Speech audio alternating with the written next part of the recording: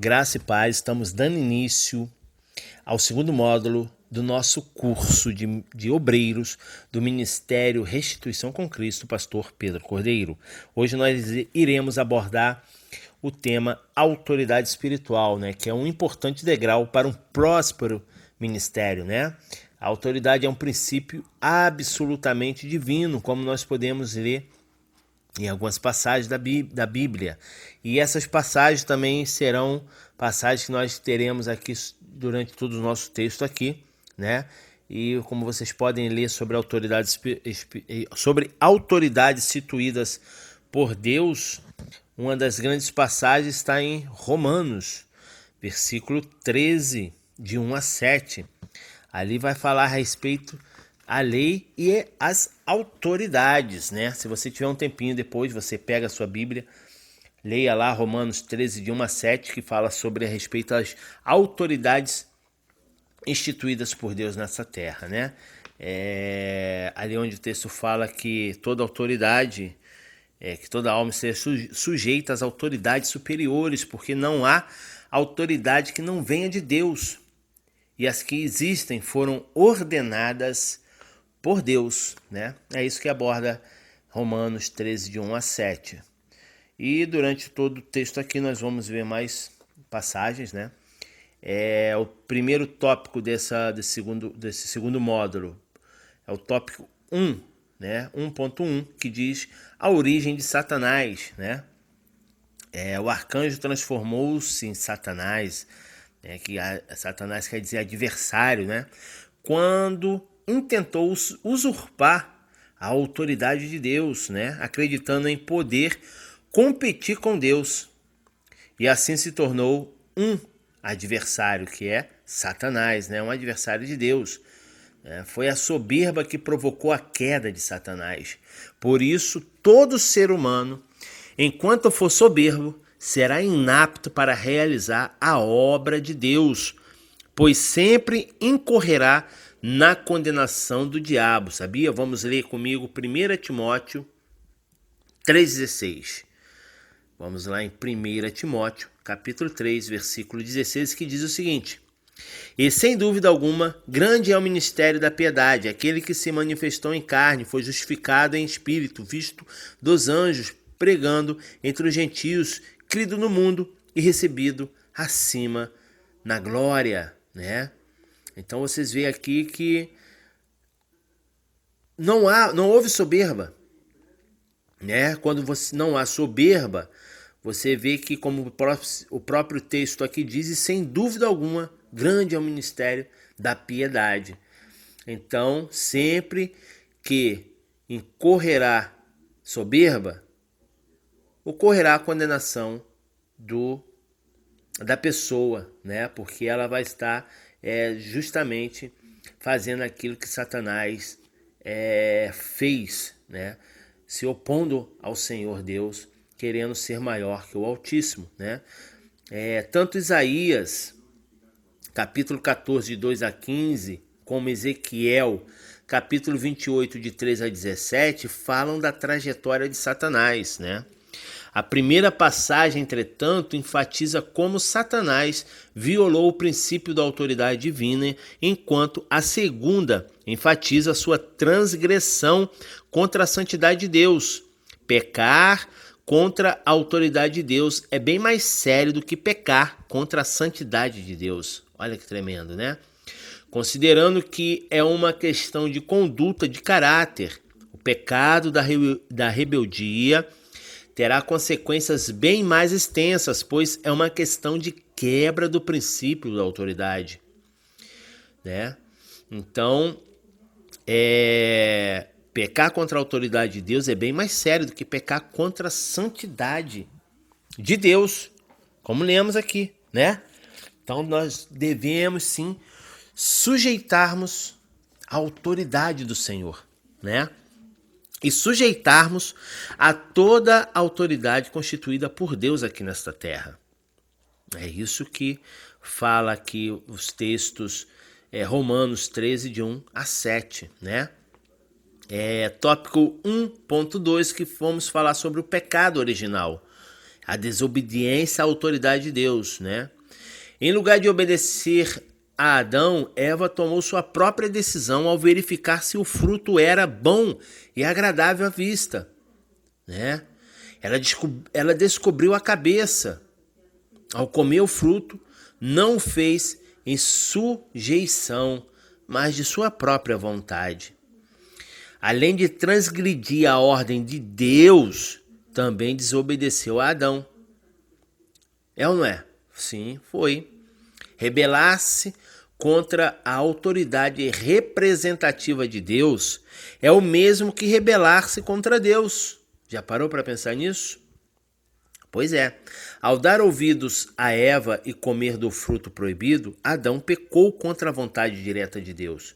Portanto, ele também desobedeceu à autoridade de Deus. Isso também foi rebeldia. Então, toda vez que nós agimos com rebeldia e fazemos aquilo à nossa vontade, as nossas regras, ao nosso bel prazer, nós estamos indo contra algo ou alguém, né?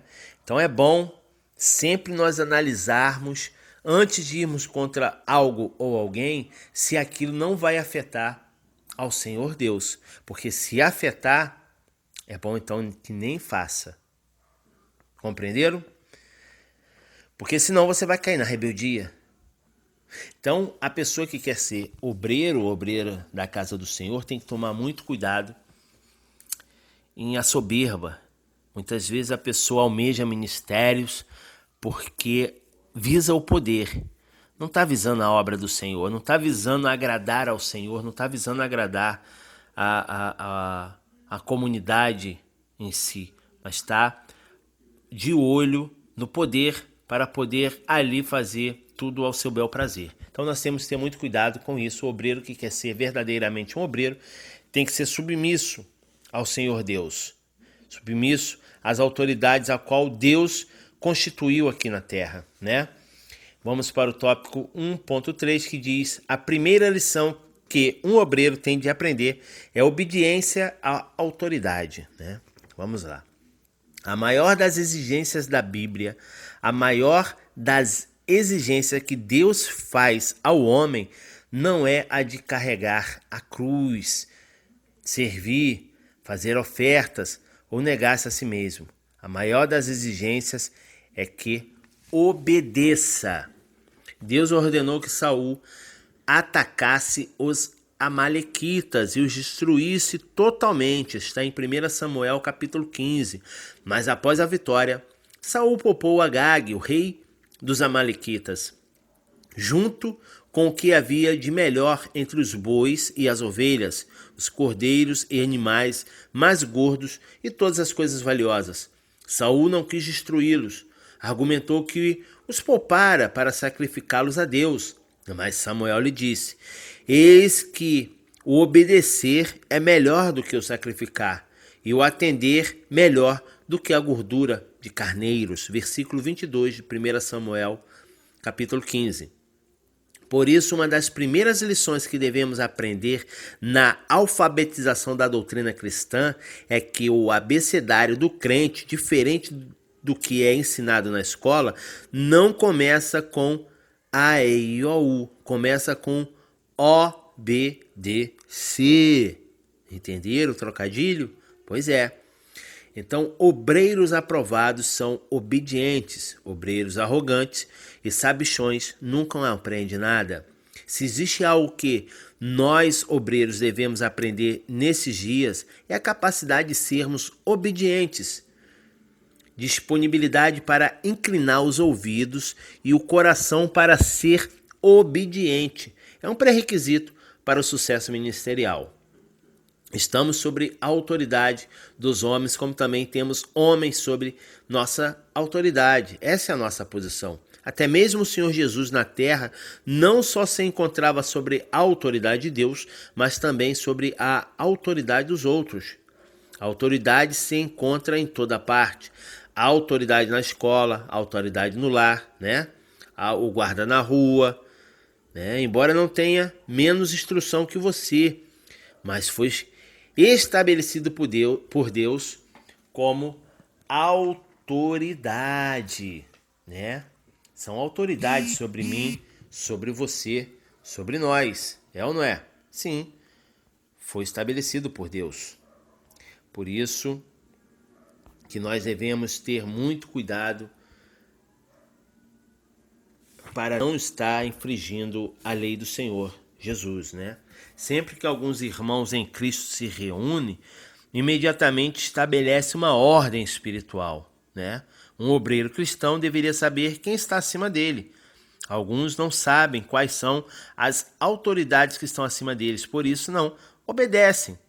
Não deveríamos nos preocupar com o certo e o errado, com o bem ou o mal. Antes deveríamos saber quem é a autoridade sobre nós. Porque senão o ministério vira bagunça, né?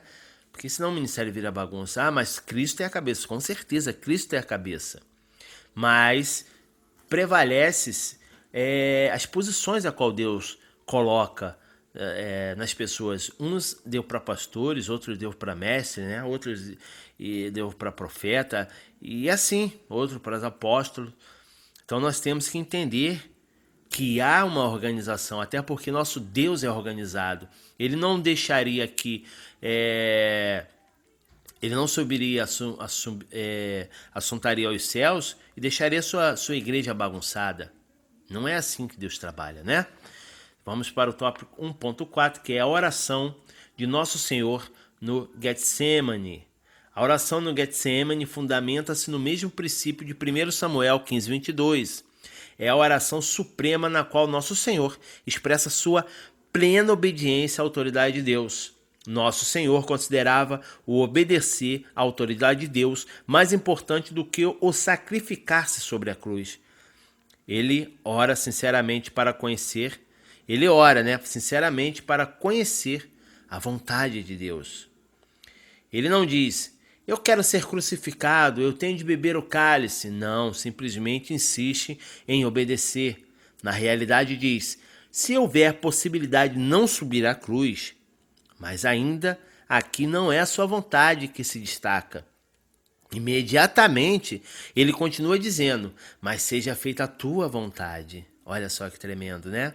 Jesus falou, se houver possibilidades, afasta de mim esse cálice. Eu não gostaria de subir à cruz, mas todavia, seja feita a tua vontade. Não foi assim que Jesus orou? Pois é. Então nós temos que reconhecer que muitas vezes estamos indo a sacrifício, mas se for a vontade de Deus, temos que ir, porque a palavra do Senhor ensina isso. Somos ovelhas entregues ao matadouro. Cada um tem uma missão, cada um tem um propósito. Cada um. Deus tornou perfeito todas as coisas com sacrifício na cruz, sim. Eu não quero dizer aqui que você vai ter que morrer numa cruz porque tem que ser dessa forma. Não estou dizendo isso. Eu estou falando na questão do obedecer ao Senhor e às autoridades instituídas aqui na terra, entendeu? Você não pode simplesmente se rebelar contra elas. Autoridade instituída por Deus é autoridade instituída por Deus. Até o Senhor Jesus, perante Pôncio Pilatos, ele esteve presente, a autoridade, e tanto que Pôncio Pilatos falou, não sabes tu que eu tenho poder sobre tirar-lhe a vida ou deixar-lhe viver? Ele falou, nenhuma autoridade seria instituída a ti se não viesse lá do alto. Mesmo assim, Jesus ali mostrou-se obediente à decisão de Pôncio Pilatos. Em nenhum momento ele se rebelou. Em nenhum momento ele gritou, não, eu sou inocente, não façam isso comigo. Não, ele foi até o fim. Muitas vezes a gente nos rebelamos, né? Não aceitamos, não queremos, esperneamos, né? Não é assim que funciona? Comentei isso aqui só para a gente trazer a nossa consciência, como nós se rebelamos e nem percebemos, né? Nos rebelamos contra a vontade do Senhor e nem percebemos, não damos nem conta que estamos nos rebelando, que estamos fugindo da vontade do Senhor, né? O tópico 1.5 vem falar contra a autoridade representativa provoca a ira divina, né? Ou seja, você falar contra uma autoridade, falar contra ela, e contra ela você está provocando a ira divina. Nós podemos ler Números, capítulo 12. Assim que você tiver um tempo, você busca aí na sua Bíblia, Números, capítulo 12, e veja lá esse texto inteiro para você poder entender melhor, né? Que Arão e Miriam eram os irmãos mais velhos de Moisés, portanto, em casa, Moisés deveria se sujeitar à autoridade deles, mas na vocação e no trabalho de Deus, eles deveriam se sujeitar à autoridade de Moisés. Deus tinha concedido a Moisés sua autoridade delegada para o trabalho. Como erraram Arão e Miriam em atacar a posição de Moisés, né? Com base numa questão familiar. Fora Deus quem escolhera Moisés para dirigir o povo de Israel, tirando-o do Egito. Mas apesar disso, Miriam desprezou Moisés, né? Por causa disso, Deus se aborreceu grandemente com ela, né? Ela podia vir-se com o irmão, mas não injuriar a autoridade de Deus. O problema foi que nem Arão nem Miriam reconheceram a autoridade de Deus.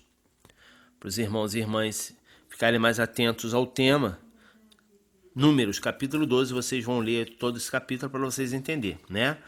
Tópico 1,6, que fala sobre a rebeldia se manifestou na lepra, né? Então a ira do Senhor se acendeu contra eles. Nós estamos falando aqui Miriam, né? E Arão. E a nuvem se afastou da tenda. A presença de Deus desapareceu imediatamente. Miriam ficou branca de lepra. Sua lepra não surgiu devido à contaminação. Foi claramente um castigo de Deus. Então, ser leprosa não era de maneira nenhuma coisa melhor do que ser uma mulher etíope. Olha que tremendo, né? O tópico 1.7 fala sobre o conhecimento que Davi tinha da autoridade. Nós podemos ler melhor 1 Samuel 26, de 8 a 11, que aborda sobre esse tema. Quando o reino de Israel foi estabelecido, Deus inaugurou formalmente a sua autoridade sobre a terra. Os israelitas, tendo entrado em Canaã, pediram um rei a Deus. Por causa disso, Deus comissionou Samuel para ungir Saul como primeiro rei. Saul foi escolhido e estabelecido por Deus para constituir sua autoridade delegada. Infelizmente, depois de se tornar rei, desobedeceu à autoridade de Deus até o ponto de tentar destruí-la, uma vez que isso foi feito em desobediência à palavra de Deus. Deus rejeitou Saul e ungiu Davi. Não obstante, Davi continuou um homem sobre a autoridade de Saul, né? Pertencia ao povo de Saul, estava alistado no seu exército e foi mais tarde escolhido para ser seu genro de Saul, Estava alistado no exército, olha só, né? Estava alistado e ainda foi escolhido para ser genro de Saul, olha que tremendo. Portanto, os dois eram o quê? Ungidos. Mas Saul procurou muitas vezes matar Davi. Israel tinha 2 reis, olha que tremendo. O rejeitado permanecia no trono, o escolhido ainda não subira. Davi se encontrava em posição dificílima. Saul saiu à procura de Davi no deserto de En-Gedi, né? No trajeto entrou numa caverna em cujo interior se encontrava assentado Davi e os seus homens. Saul entrou na caverna para poder se aliviar o ventre, né? Ele estava, nos dias de hoje, popular falando, dor de barriga. Ele sentiu uma dor de barriga, entrou na caverna para poder se aliviar, mas Davi estava ali dentro daquela caverna e Saul, por a caverna ser escura, Saul não percebeu que Davi estava ali dentro e ficou bem ali acocorado, de costas para Davi. Olha que tremendo. Os homens de Davi sugeriram que Davi poderia matar Saul, mas Davi resistiu à tentação, pois não se atrevia a levantar sua mão contra a autoridade, o ungido do Senhor, né? No que dizia respeito ao trono, não era Davi o ungido de Deus? É ou não é? Pois é. Davi era ungido de Deus, mas mesmo assim ele não quis tocar no Saul, porque sabia que Saul também era foi ungido do Senhor. Autoridade, ele ainda era autoridade sobre Israel, né? Então, você vê aí a obediência de Davi. Mesmo já sendo ungido e sendo escolhido para rei de Israel, ele preferiu estar debaixo da obediência, porque ele sabia que Saul foi uma autoridade instituída por Deus. Olha que tremendo. E considerando que se encontrava diretamente, né, no plano e vontade de Deus, poderia alguém proibi-lo de ser o rei? Né? Por que então Davi não fez nenhum movimento nesse sentido? Não seria uma coisa boa ajudar a Deus a realizar sua vontade? Né? Mas Davi sentiu que não deveria matar Saul. Fazê-lo seria rebelar-se contra a autoridade de Deus, uma vez que a unção do Senhor permanecia sobre Saul, embora Saul fosse rejeitado. Ainda assim, era ungido de Deus. Tremendo, né? Vamos para o tópico 1.8, que diz que, falando sobre rejeitar a autoridade delegada, é uma afronta a Deus. Toda a parábola registrada em Lucas, capítulo 20, de 9 a 16, focaliza a questão da autoridade delegada. Deus não veio pessoalmente para receber o que lhe era devido, depois que arrendou a vinha aos lavradores. 3 vezes enviou seu servo, e na 4ª vez enviou o seu próprio filho. Todos foram seus delegados. Queria ver se os lavradores se sujeitariam às autoridades por ele delegadas. Ele poderia ter vindo pessoalmente, mas enviou representantes. Aos olhos de Deus, aqueles que rejeitam seus servos, rejeitam pessoalmente, rejeitam o próprio Deus. É ou não é? É impossível que ouçamos a palavra de Deus e não as palavras dos seus delegados, né? Se estamos sujeitos à autoridade de Deus, então também devemos ficar sujeitos à sua autoridade delegada. Noutras passagens, além dos de Atos 9, 14 a 15, que exemplifica a autoridade direta do Senhor, o restante da Bíblia demonstra a autoridade que ele delegou aos homens. Pode-se dizer que ele concedeu quase toda a sua autoridade aos homens. Os homens podem frequentemente pensar que são simplesmente sujeitos a outros homens, mas aqueles que conhecem a autoridade percebem que esses outros homens são autoridades delegadas por Deus. Não é preciso humildade para ser obediente à autoridade, né? Não é preciso humildade para você ser obediente à autoridade direta de Deus, mas é preciso modéstia e quebrantamento para ficar sujeito à autoridade delegada por Deus. Se uma pessoa não se despojar completamente da carne, não será capaz de aceitar e atender à autoridade delegada. Por isso que a Bíblia ensina: aquele que está na carne discerne as coisas da carne, e aquele que está em espírito discerne as coisas do espírito. Se você estiver em espírito e em verdade, você vai entender que aquela pessoa verdadeiramente é uma autoridade instituída por Deus e você tem por dever obedecê-la, né? Porque você sabe que ali, você obedecendo aquela pessoa, você estará agradando ao Senhor nosso Deus. Até porque a Bíblia nos ensina que o Senhor abençoa aqueles a quem reconhece que Deus age na vida daquela pessoa. Você sabia disso, tá? Pois é, tá na Bíblia. Então é isso, entendeu? Então vamos atentar para que aqueles que querem ser um bom obreiro, um obreiro por excelência, deve atentar-se a isso que nós abordamos aqui no segundo módulo do curso de obreiros. Estamos encerrando aqui a primeira parte do segundo módulo de curso de obreiro. No próximo nós abordaremos o exemplo do apóstolo Paulo. Olha que maravilha, isso aí vai ficar para a próxima segunda parte do segundo módulo do curso de obreiro do Ministério Restituição com Cristo, do pastor Pedro Cordeiro. Muito obrigado pela vossa atenção e até a próxima parte deste módulo. E que a glória, a majestade, a misericórdia, a doce consolação do Espírito Santo esteja sobre a sua vida e todos digam amém.